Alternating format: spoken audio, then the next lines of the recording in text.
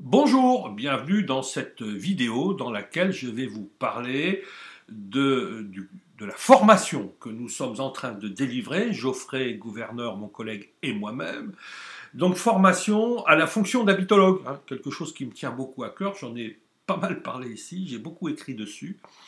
Et cette fonction d'habitologue consiste à avoir la capacité, les connaissances pour analyser un bâti, que ce soit une maison individuelle, un appartement, un immeuble, etc., avant d'y engager quelque travail que ce soit, avant d'y faire quelque intervention que ce soit.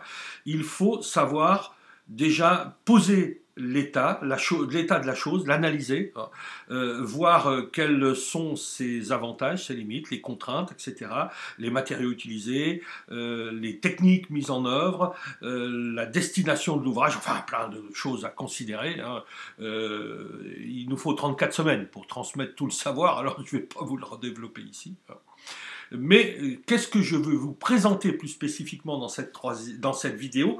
C'est ce que nous avons abordé en troisième semaine dédiée au confort, sachant que le confort aura été développé sur 4 semaines et que dans cette troisième semaine, nous abordons le confort lié à l'air, puisque vous le savez, le confort est multiple. Alors, comment l'avons-nous abordé? Eh bien, tout simplement, ce que je vous livre là, c'est une synthèse sur le renouvellement de l'air. Et je vous le redis, c'est le résumé de 12 vidéos. Donc forcément, ça va être succinct. Et on ne peut pas mettre ici tout ce qu'on a pu voir en 12 vidéos. Alors, on a d'abord étudié les raisons du renouvellement. Ensuite, les différents modes de renouvellement de l'air. Les systèmes qui nous sont proposés, la pertinence des systèmes, et enfin le système à privilégier selon les conditions et les contraintes. Alors, en tout premier, les raisons du renouvellement d'air, puisque effectivement, pourquoi renouveler l'air? C'est une question à se poser, sachant qu'autrefois, on ne le renouvelait pas, on laissait les choses se faire naturellement. Alors pourquoi pouvait-on se permettre ça? La première des raisons, c'est que les maisons n'étaient pas étanches, contrairement à ce que l'on fait maintenant. On tend, et c'est très bien ainsi, à étanchéifier nos maisons au vent. Donc le renouvellement via toutes les fuites parasites ne peut plus se faire. Il y a une deuxième raison à ça, c'est que nous chauffons de plus en plus nos maisons. Et autrefois, comme elles étaient moins chauffées, l'air pouvait contenir beaucoup moins de vapeur d'eau, et donc le choc thermique était déjà moins important avec l'extérieur, cette vapeur d'eau était en moins grande quantité, donc quand la température chutait dans la paroi, on avait beaucoup moins de risque de condensation qu'aujourd'hui. Donc c'est à prendre en compte, bien évidemment. On a une troisième raison qui est qu'on vit aujourd'hui beaucoup plus à l'intérieur qu'autrefois. Autrefois, on vivait 65 à 70% du temps dehors. Aujourd'hui, on avoisine les 80% du temps à l'intérieur. Donc, vous voyez, les choses ont été complètement inversées. Et qui dit présence à l'intérieur, dit activité à l'intérieur, bon, déjà le métabolisme, transpirer, respirer, etc. Mais aussi et surtout, on fait des bains, des douches, la vaisselle, la lessive, les toilettes, etc., etc. Et tout ça génère de la vapeur d'eau dans de l'air très chaud, bref, on vient de le voir. Alors maintenant, les différents modes de renouvellement d'air, et vous allez voir que là, ça va tout de suite apparaître une croix. Pourquoi une croix? Parce que certains systèmes, certaines solutions ne sont pas bonnes. Et toutes les solutions ne se valent pas. Et une des premières qui n'est pas bonne, c'est ouvrir les menuiseries matin et soir. Et donc ça, c'est surtout bien pour perdre des calories, mais pour gérer la teneur en eau et en vapeur d'eau des bâtis, de l'air intérieur, pour gérer la teneur en COV, CIOV, etc. Non, c'est complètement illusoire. Un autre système que je pense qu'il ne faut plus préconiser, c'est la ventilation naturelle. C'était peut-être vrai autrefois en complément des fuites naturelles, enfin des fuites parasites dans les bâtis, par les menuiseries qui n'étaient pas étanches, etc., etc. Aujourd'hui, la ventilation naturelle n'est plus suffisante. Je ne sais pas si elle l'a été un jour, mais aujourd'hui, ça c'est certain, elle ne l'est plus. Mais tout ça est beaucoup plus largement développé dans le cours, puisque, je vous le redis, 12 vidéos, et là, on fait un survol très rapide. Alors, les solutions ne se valent pas toutes, pour autant il y en a qui sont très bien. La ventilation forcée. Alors on a plusieurs modes de ventilation forcée, mais en général c'est quelque chose qui me convient tout à fait, et pas qu'à moi. Donc parce que tout les expériences, tout le vécu a prouvé que ça marche.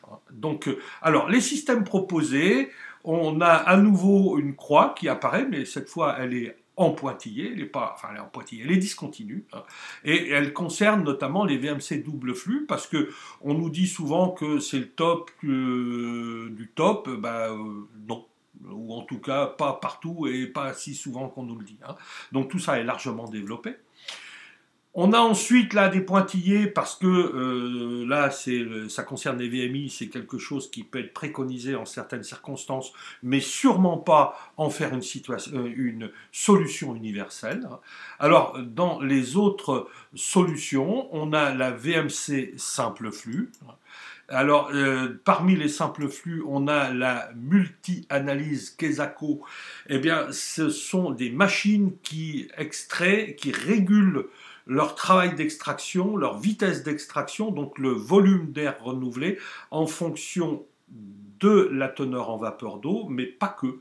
Elles analysent également la teneur en COV, CIOV et microparticules. Donc pour moi, c'est vraiment un système que je préconise, hein, et qui va sûrement prendre beaucoup de place dans le futur, même si on est à l'émergence de ce système-là. Voilà, ça commence tout juste. Alors maintenant, la pertinence des systèmes proposés. Eh bien, tout a été envisagé dans les slides précédents, hein, mais tout n'est pas équivalent en performance, on l'a vu. Hein. Et donc, certains systèmes laissent dubitatif, c'est pour le moins ce qu'on peut en dire. Hein. Et je vous le redis, tout ça est largement développé dans les cours, hein, dans les diverses vidéos. Certains systèmes, faut carrément mordre parce que ça va pas, quoi, hein, donc faut le dire. Et donc d'autres, par contre, c'est très bien, hein, donc il faut les préconiser. Alors, on va voir un petit peu plus à nouveau, hein, les VMC simple flux multi-usage, effectivement, multi-analyse, pas multi-usage, pardon. Hein, et donc là, oui, pour moi, c'est très bien. Hein. Donc, quel système privilégier selon les circonstances et les contraintes maintenant? Eh bien, si on a une présence de radon, on peut préconiser une VMI, alors c'est pas forcément obligatoire, hein, ça dépend du niveau de risque, hein, mais si le risque est très élevé, si l'architecture l'impose, eh bien une VMI est une solution, parce qu'on met sous pression l'habitat, le volume intérieur, etc., etc. Mais bon, je vous invite à voir un petit peu plus les choses sur d'autres vidéos. Alors, dans l'ancien en général, c'est la VMC simple flux multi-usage. C'est pour des raisons de facilité d'installation et de performance, hein, tout simplement. Dans le neuf, on peut envisager la VMC double flux, mais là aussi, ça n'est pas une absolue nécessité et ça n'est sûrement pas une solution universelle. Hein. Donc, dans le 9, haute performance énergétique, vraiment le top du top, avec des consommations extrêmement faibles, en tout cas inférieures à 20-25 kWh mètre carré habitable à l'année, et plus c'est faible, mieux c'est adapté. C'est la VMC double flux thermodynamique, donc qui intègre une petite pompe à chaleur et qui peut suffire à chauffer l'habitat tout en renouvelant l'air. Alors maintenant, si j'osais un conseil, c'est ce que j'ai dit à nos apprenants habitologues, si j'osais un conseil, c'est selon les circonstances et les contraintes, ayez le doute, n'arrivez pas avec des solutions toutes faites dans la tête et pensant qu'il y a une solution universelle, non, surtout pas. Hein. Ayez le doute, restez pertinent et analysez bien et forcément, vous allez apporter les bonnes réponses. Voilà ce que j'ai dit aux habitologues et que je vous dis également.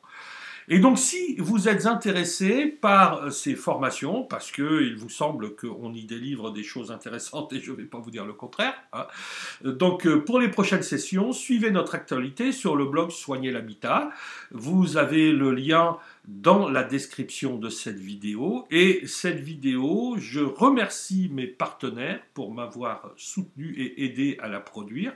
Parmi ces partenaires, donc, nous avons Planète Énergie, qui est une société installée dans le 77, mais qui rayonne sur l'Île-de-France et qui s'occupe comme on vient de l'aborder là, nous, au niveau de l'analyse, mais eux, c'est plus au niveau des travaux. Et c'est une entreprise que je vous recommande chaudement et vivement parce qu'ils ont la même orientation que nous, c'est tenir compte de la salubrité, de la pérennité, etc. Donc avoir le souci de faire les choses correctement.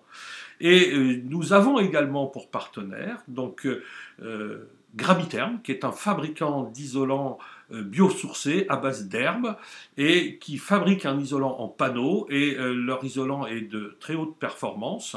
Et si vous avez besoin d'isolant en panneau, je vous incite à prendre contact avec eux. Vous avez aussi les coordonnées dans le descriptif de la vidéo. Et enfin, nous sommes aussi soutenus par Air Energy, entreprise alsacienne, qui développe des systèmes, des concepts généraux, l'approche globale des travaux, pour aller dans le sens de tout ce que nous abordons dans ce cours sur l'habitologie.